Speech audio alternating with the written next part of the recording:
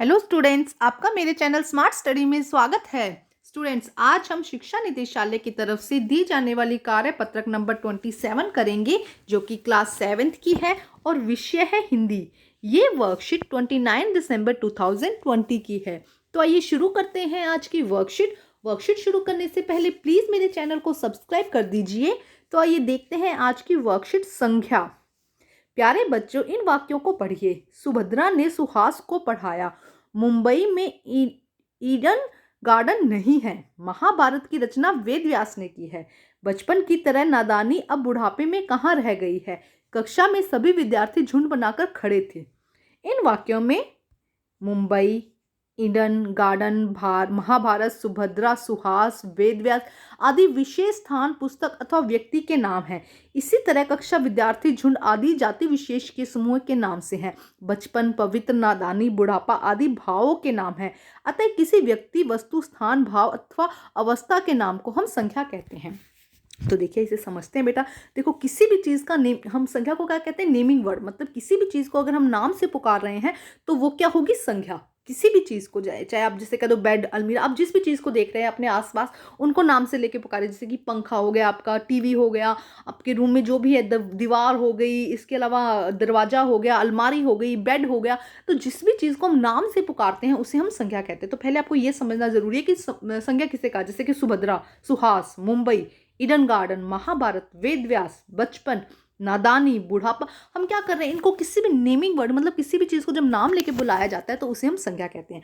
अब देखो, क्या हो सकता है कि कोई भी वस्तु हो सकती है, व्यक्ति हो सकता है, स्थान हो सकता है, या किसी तरह का भाव। जैसे कि हम कह सकते हैं वो मुझे बहुत अच्छा लगता है, या वो बहुत प्यारी पुस्तक है, वो सुंदर फोटो है ना। तो किसी चीज़ के पीछे अगर कोई भाव आता है तो वो क्या हो जाता है? संख्या हो जाती है। अवस्था की, किस अवस्था में उसको बोला गया है, इसे भी आराम से हम समझेंगे बेटा। ठीक है। अब देखो क्या कहा गया है यहाँ पे। हम सिर्फ अभी यहाँ संख्या की बात कर रहे हैं, विशेषण और वो सब बात नहीं कर रहे हैं। सिर्फ एक बार समझाने के लिए इसको देखते हैं। तो आइए देखते हैं बेटा। संख्या के 3 भेद होते हैं। पहले इसकी डेफिनेशन आप जरूर लिखेंगे कि संख्या किसे कहते हैं। अपनी वर्कशीट में फर्स्ट क्वेश्चन आपका यही होगा कि संख्या किसे कहते हैं। किसी व्यक्ति, वस्तु, स्थान, भाव और अवस्था के नाम को हम संख्या कहते हैं। संख्या के 3 भेद होते हैं, 3 टाइप होते हैं। भेद का मतलब है कि टाइप। व्यक्तिवाचक, जब किसी व्यक्ति का नाम लिया जाता है, व्यक्ति से संबंधित कोई नाम लिया जाता है उसे व्यक्तिवाचक। जब कोई जाति, ग्रुप का नाम लिया जाता है, और जब किसी भाव का नाम लिया जाता है। तो आइए इसे समझते हैं। व्यक्तिवाचक संज्ञा, वे संज्ञा जो शब्द किसी विशेष वस्तु, व्यक्ति अथवा स्थान के नाम को बोध कराते हैं उसे हम व्यक्तिवाचक संज्ञा कहते हैं।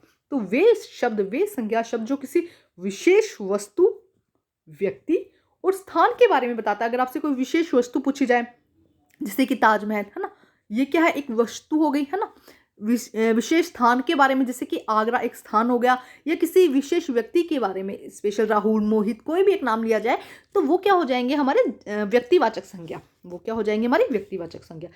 एक बार रीड करते हैं इसको। वे संज्ञा शब्द जो किसी वस्तु, व्यक्ति और स्थान के नाम का बोध कराते हैं उन्हें जातिवाचक संज्ञा कहते हैं। कि जैसे ताजमहल आगरा में है तो ताजमहल और आगरा दोनों ही क्या हो जाएंगे? व्यक्तिवाचक संज्ञा हो जाएंगी। कल्पना चावला कोलंबिया में है तो कल्पना चावला भी व्यक्तिवाचक और कोलंबिया भी व्यक्तिवाचक संज्ञा हो जाएगी। नेक्स्ट देखते हैं क्या कहा गया बेटा। जातिवाचक संज्ञा, वे संज्ञा शब्द जो किसी जाति का बोध कराते हैं उन्हें जातिवाचक संज्ञा कहा जाता है। आज का युवक कल का नेता है। अब युवक की जब बात हो रही है, किसी एक लड़के की या एक लड़की की बात नहीं हो रही है। युवक मतलब कि जो भी यंग एज है उन सबको युवक के नाम में कहा गया है।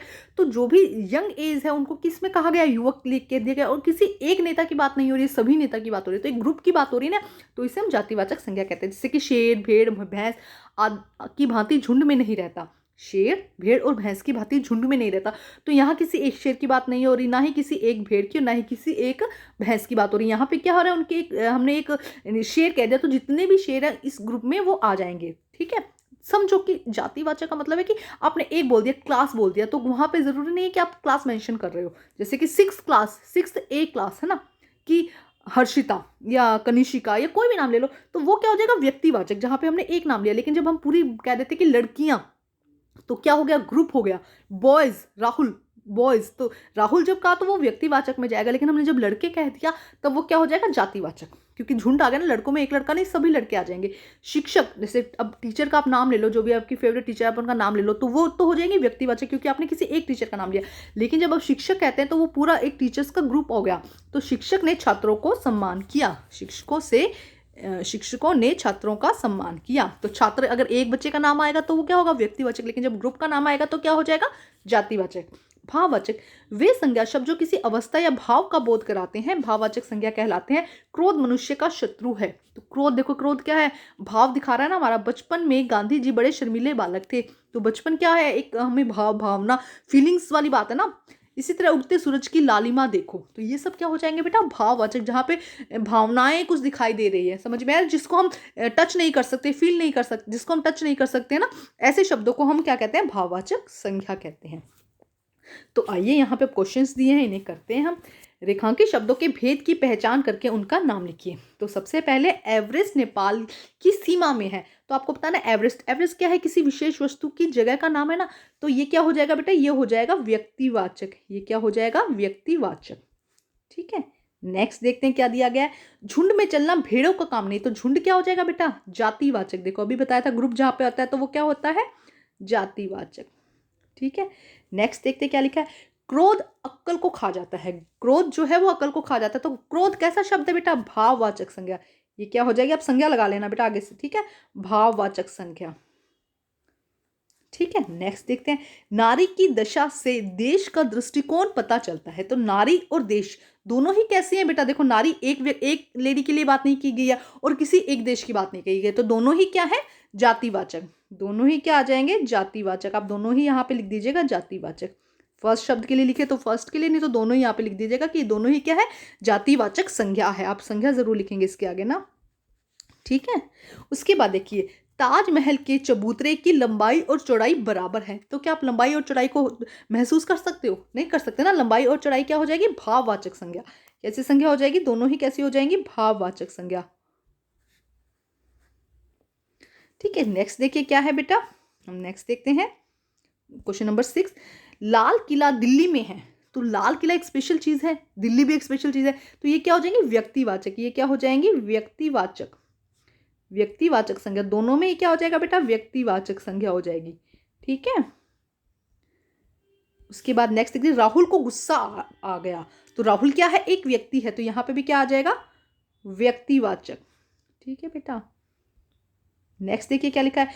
मेरे घर में आम का पेड़ है, मेरे घर में आम का पेड़ है। तो देखो पेड़ यहाँ पे क्या है, पेड़ किसके लिए हो रहा है, सभी पेड़ों के लिए हो रहा है ना। तो अगर आम का पेड़ को करते तो हम इसको कर देते व्यक्तिवाचक, लेकिन ये क्या है, पेड़, पेड़ किसके लिए आएगा, जातिवाचक। ये क्या हो जाएगा, जातिवाचक। ठीक है, आइए हम बाकी करते हैं। देखिए बेटा बाकी 9वां और 10वां देखते क्या दिया गया। सदा सत्य बोलो, तो सत्य क्या हो गया बेटा, भावना होगी ना, तो इसे हम कहेंगे भाववाचक संज्ञा। ये क्या हो जाएगी, भाववाचक संज्ञा। नेक्स्ट देखिए क्या दिया गया बेटा। वे बुढ़ापे से ही दुखी हैं, वे बुढ़ापे से दुखी हैं, मतलब कि बुढ़ापा क्या है, भाव। तो ये भी क्या हो जाएगी हमारी भाववाचक संज्ञा। ये भी क्या हो जाएगी, भाववाचक संज्ञा। तो बेटा जैसे आप नोटबुक में किस तरह से करेंगे, पहले ये सब यहाँ पर लिख लेंगे सेंटेंस, और उसके आगे आप संज्ञा लिख देंगे कि कौन सी संज्ञा दी गई है। ठीक है स्टूडेंट, पहले ये शब्द लिख के उसके आगे आप लिख दीजिएगा कि कौन सी संज्ञा है। बट आप इसमें यहाँ पे डेफिनेशन जरूर लिखेंगे कि संज्ञा किसे कहते हैं, उसके कितने भेद होते हैं, इन भेदों के नाम भी लिखेंगे आप। ठीक है, फर्स्ट क्वेश्चन आप ये करेंगे। तो बेटा आज की वर्कशीट कंप्लीट होती है, वर्कशीट कंप्लीट करके अपनी टीचर से चेक कराइए, और प्लीज मेरे चैनल को लाइक कीजिए, सब्सक्राइब कीजिए और शेयर कीजिए। Thank you students.